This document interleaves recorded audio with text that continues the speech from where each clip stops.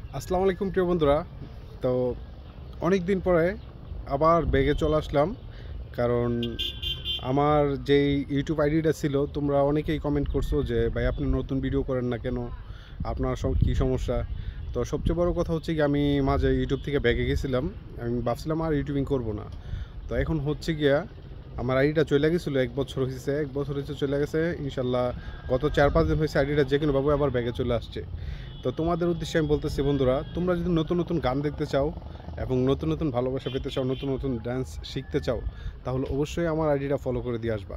আর আমি এখন থেকে নতুন নতুন ভিডিও বানাবো শুধু তোমাদের জন্য, শুধু তোমার আমার যে ভাই বন্ধু আছো, ফ্রেন্ড ফলোয়ার আছো, তাদের জন্য শুধু নতুন নতুন ভিডিও বানাবো ইনশাল্লাহ। আর কে কে কী ধরনের গান পছন্দ করো, কী ধরনের নাচ পছন্দ করো, অবশ্যই কমেন্ট করে জানাবা।